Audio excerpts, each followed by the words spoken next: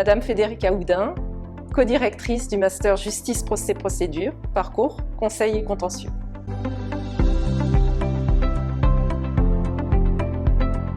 Les étudiants titulaires d'une licence en droit privé peuvent postuler en déposant un dossier de candidature sur la plateforme Mon Master. Et dans ce dossier de candidature, on leur demande différentes pièces, alors assez classiques, le CV, une lettre de motivation. Et il faut qu'ils arrivent à faire ressortir ici, bien évidemment, l'intérêt qu'ils portent sur ce master en particulier, qu'ils montrent aussi de quel dynamisme ils sont capables, en démontrant non seulement un niveau académique dans les matières fondamentales correctes, mais aussi un esprit d'initiative, peut-être dans le travail qu'ils ont pu mener, les stages qu'ils ont pu trouver, les associations auprès desquelles ils ont pu adhérer. Ensuite, nous examinons ces candidatures qui sont nombreuses puisqu'on peut postuler vraiment très largement grâce à cette plateforme.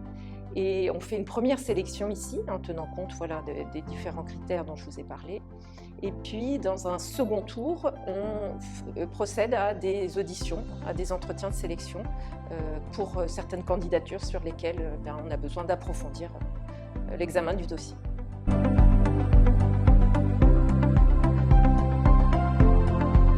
Le Master 1 s'inscrit dans la continuité des études de licence.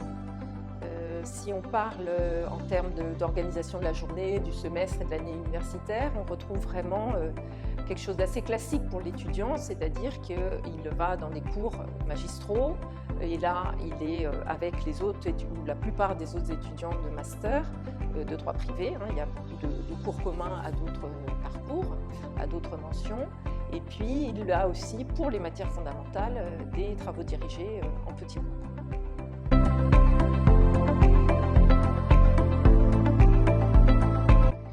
L'étudiant va choisir entre un parcours recherche et un parcours stage. S'il choisit le parcours recherche, il va devoir donc trouver un sujet de mémoire de recherche, il sera encadré bien sûr pour cela, et rédiger un mémoire de recherche. S'il choisit le parcours stage, il va réaliser un stage de 3 semaines pendant l'année universitaire, ça peut être 3 semaines à des moments différents de l'année, et il rédigera un mémoire de stage.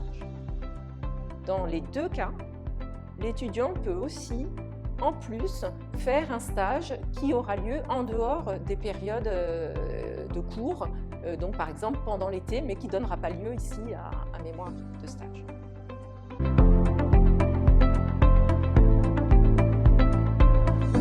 Ce Master 2, par rapport au Master 1, présente pas mal de spécificités. Je dirais que la plus importante, c'est le fait que les étudiants se retrouvent là en nombre plus réduit sur l'ensemble des séminaires. Et on parle maintenant de séminaires, non plus de cours magistraux. Il n'y a plus de travaux dirigés non plus. Et ces séminaires, ils sont animés soit par des enseignants-chercheurs, soit par des professionnels. Et on est vraiment dans une animation. On attend des étudiants d'être acteurs, donc ils posent des questions, qui réagissent aussi à ce que dit l'enseignant, enfin l'intervenant, et qu'il est préparé en amont, bien sûr, aussi le contenu de l'intervention. Les étudiants sont aussi amenés à mener de façon autonome des projets en petits groupes ou en moyens groupes, 2 ou des groupes de 7, selon qu'on parle par exemple de la clinique juridique, ou bien des projets collectifs.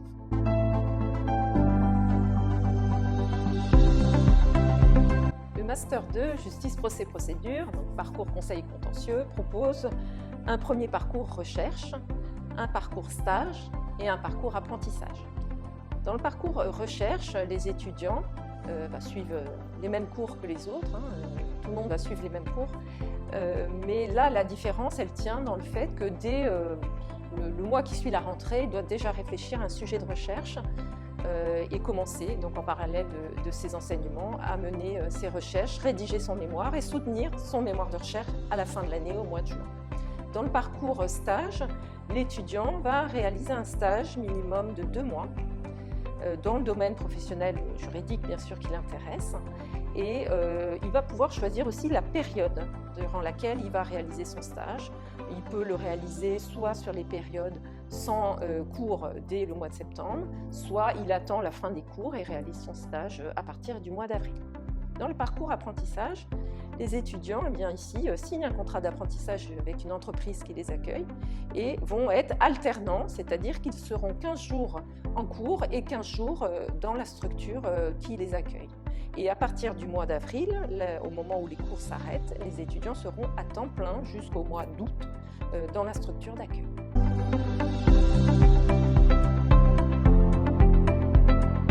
Les débouchés professionnels sont assez nombreux. Les étudiants peuvent soit aller vers des professions pour lesquelles il faut passer un concours ou un examen professionnel, soit trouver directement un emploi. Pour ce qui concerne les concours et les examens professionnels, on pense déjà à la profession d'enseignant-chercheur, pour ceux qui auront fait le parcours recherche. On pense aussi au métier d'avocat, de magistrat, de commissaire de justice, de directeur de greffe. On pense aussi à ceux qui vont travailler dans les services pénitentiaires, à la protection judiciaire de la jeunesse, etc. Ou encore, je pense, oui, aux douanes, à l'armée, à la police, à la gendarmerie. Pour ceux qui rentrent directement dans le monde du travail, eh bien, les étudiants sont embauchés par des entreprises privées, publiques, des administrations, des associations de toutes sortes. Là, je pense par exemple aux compagnies d'assurance, aux banques, qui ont besoin de nos étudiants pour ce conseil qu'ils ont sur la procédure. Comment mener une procédure et éviter aussi des procédures contentieuses.